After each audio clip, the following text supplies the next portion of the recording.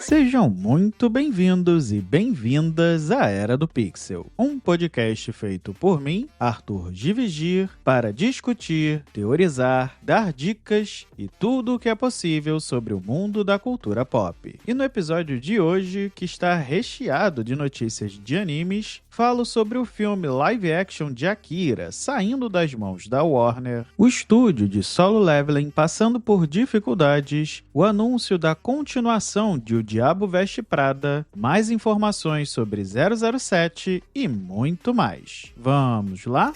E começando o podcast com notícias sobre a DC, James Gunn confirmou que o estúdio está desenvolvendo alguns projetos além dos Estados Unidos, com foco no Brasil, Coreia e Japão. De acordo com o diretor e chefão do estúdio, essa faz parte da expansão global do DCU, o universo do cinema da DC. Gunn destacou ainda que acredita em heróis espalhados pelo mundo e no potencial de cineastas locais para contar essas histórias, e citou a possibilidade de futuras colaborações com a Índia. Ainda de acordo com a matéria do Omelete, esses projetos fazem parte dos planos do universo da DC desde a sua concepção e incluem projetos internacionais, falando nas línguas nativas com atores locais e, em alguns casos, poderão ser animações. Por enquanto, esses projetos devem estar focados em séries para TVs, com alguns projetos animados com possibilidade de adaptações futuras para o cinema.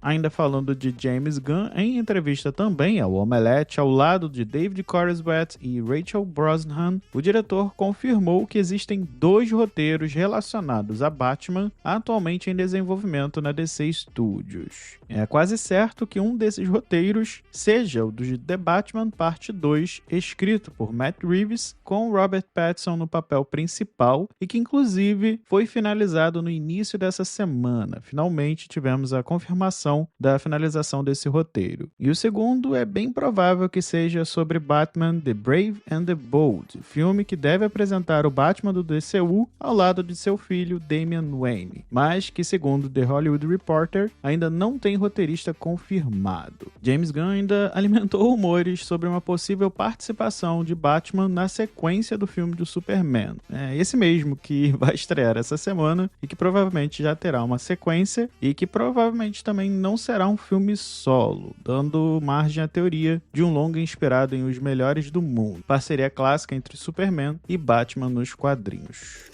Indo agora para a Marvel, em uma entrevista ao Screen Crush, o produtor de Sinners, ou Pecadores aqui no Brasil, filme dirigido por Ryan Coogler e estrelado por Michael B. Jordan, afirmou que os figurinos do filme foram originalmente criados para o reboot de Blade da Marvel. O filme, que parece que nunca vai sair do papel, aparentemente já estava em produção com seus figurinos, mas como o filme acabou sendo engavetado por enquanto, adiado, sem uma data esperada para lançamento, acabou cedendo o figurino, todas as roupas do filme, para o Ryan Coogler utilizar em Sinners, que inclusive foram desenhadas pela premiada figurinista Ruth Carter. Ainda segundo o produtor de The Sinners, o longa da Marvel abordaria elementos do passado situados na mesma época histórica do filme, o que permitiu a reutilização dos figurinos em um acordo facilitado pela própria Marvel.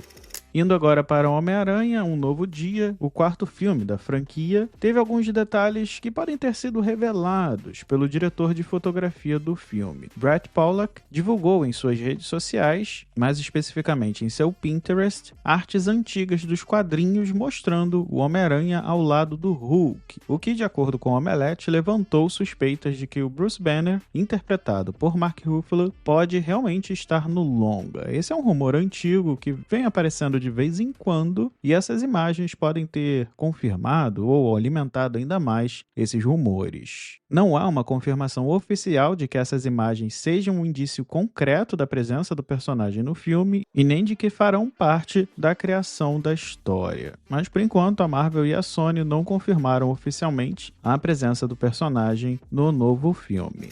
E entrando agora numa sequência de notícias sobre animes, após cerca de 2 décadas de tentativas fracassadas, a Warner Bros. Abriu mão dos direitos da adaptação de Akira. E agora, eles retornam agora para as mãos da editora original japonesa, a Kodansha. O projeto de transformar o clássico mangá e anime Cyberpunk em live action passou por diversos problemas, e como foi destacado pelo Hollywood Reporter, o filme passou por algumas batalhas orçamentárias, mudanças culturais, com a trama sendo deslocada de Neo Tóquio para Nova Manhattan, e uma crítica por um risco de whitewashing, como foi o caso de Ghost in the Shell. Além disso, diversos roteiristas e diretores passaram pelo projeto, como Stephen Norrington, Alan e Albert Hughes, e mais recentemente Taika Waititi, cuja versão chegou a receber incentivos fiscais na Califórnia e quase foi filmado, mas acabou sendo abandonado. Agora que voltou para as mãos do seu estúdio original, novos produtores e estúdios já estão se alinhando para tentar tirar o projeto do papel e possivelmente com um olhar mais fiel às origens japonesas da obra. O site destacou ainda que outras franquias voltaram para o mercado, como foi o caso de O Massacre da Serra Elétrica e Jason Bourne, que também buscam agora novas casas para serem adaptadas.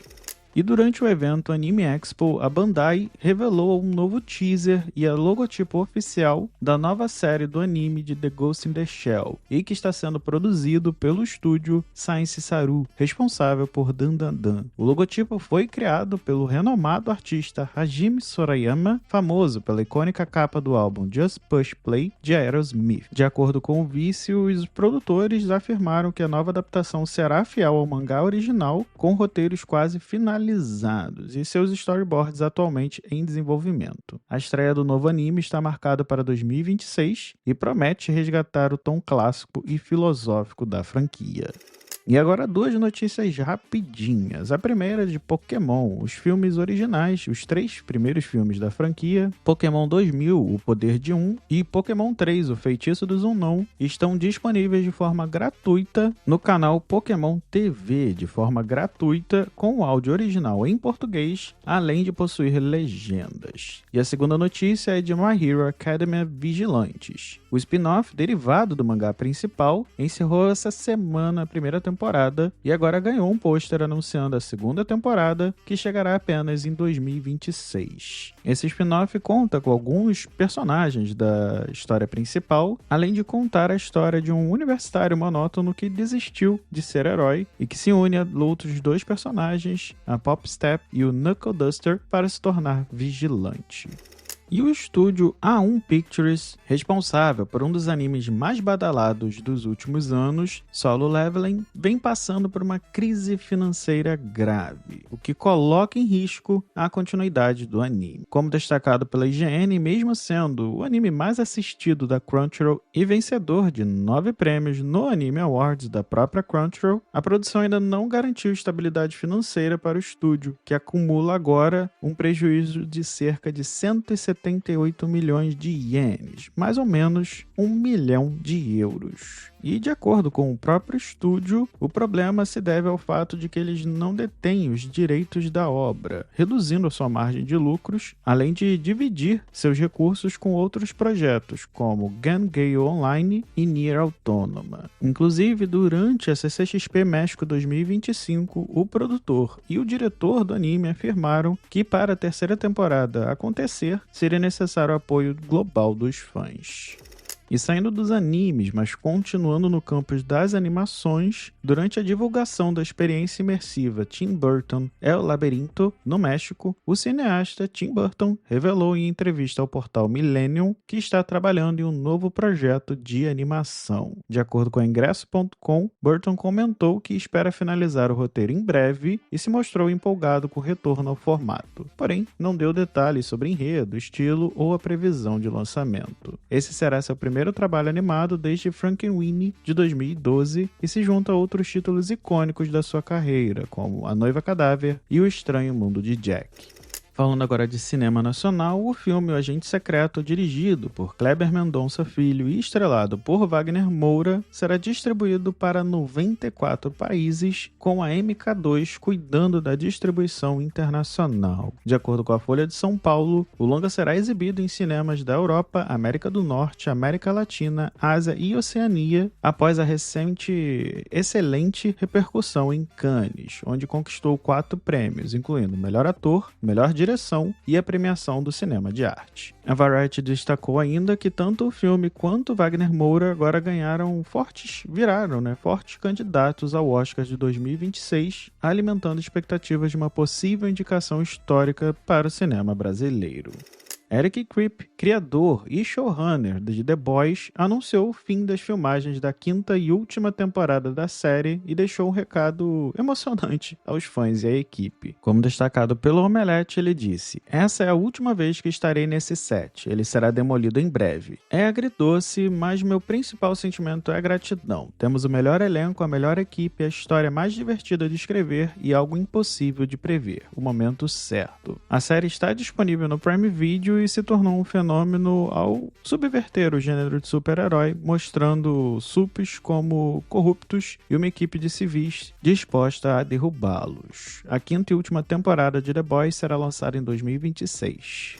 A 20th Century Studios, que agora faz parte da Disney, confirmou oficialmente que Diabo Veste Prada 2 está em produção. E de acordo com o Omelete, tem estreia marcada para o dia 1º de maio de 2026. Ainda não temos um elenco confirmado, mas a expectativa é de que Meryl Streep, Anne Hathaway e Emily Blunt retornem para a sequência. A sinopse que foi revelada diz: a carreira de Miranda, Meryl Streep, entra em declínio, o que a força a enfrentar a Emily Blunt, agora uma grande executiva em um grupo de luxo, cujos investimentos em publicidade Miranda precisa desesperadamente. A continuação está sendo desenvolvida pela Disney e segue sem maiores detalhes sobre roteiro, diretor ou confirmação de outros membros do elenco. Falando agora de um dos maiores diretores de todos os tempos, Steven Spielberg foi homenageado com uma inauguração do Steven Spielberg Theater, um cinema de última geração. E de acordo com o The Hollywood Reporter, Spielberg, de 78 anos, reforçou que não pretende se aposentar e ainda revelou novamente o seu desejo de um dia finalmente dirigir um filme de faroeste, gênero que ainda não explorou em sua carreira. Durante a cerimônia, o diretor exibiu cenas do seu novo filme secreto, uma aventura de ficção científica com elementos alienígenas, estrelado por Emily Blunt e Josh Connor, que marcará o seu retorno ao gênero de ação e aventura desde Jogador Número 1. O filme segue em desenvolvimento e tem estreia prevista também para 2026.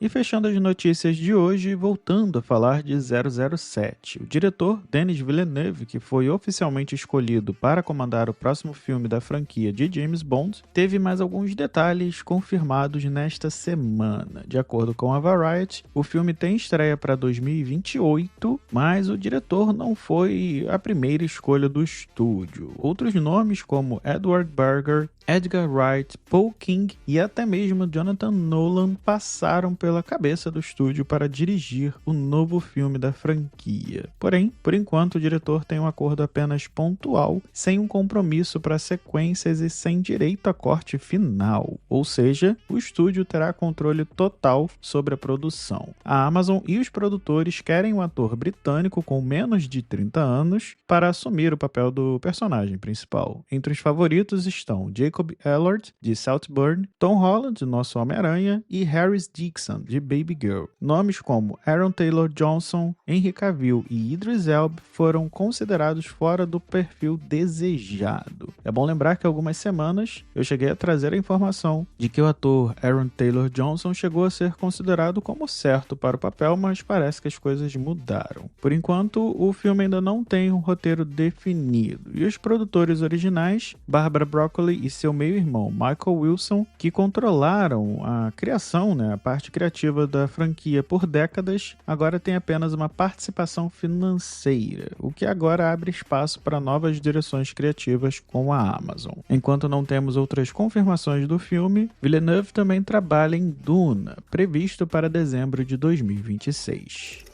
E agora entrando nas estreias da próxima semana, ou melhor, a principal grande estreia da semana que vem fica por conta de Superman. O filme que é esperado há anos pelos fãs do herói e da DC, finalmente chegará aos cinemas. Movido pela fé na humanidade e pela esperança em um mundo melhor, Superman embarca agora em uma jornada para equilibrar suas duas identidades, a de um alienígena de Krypton e a de Clark Kent, criado em Smallville, Kansas. Sob a direção de James Gunn, o novo capítulo do herói traz uma releitura sobre a sua mitologia, reunindo personagens icônicos como Lex Luthor, Lois Lane, Lanterna Verde, Mulher Gavião e outros. Esse é o primeiro filme no novo universo da DC, o DCU.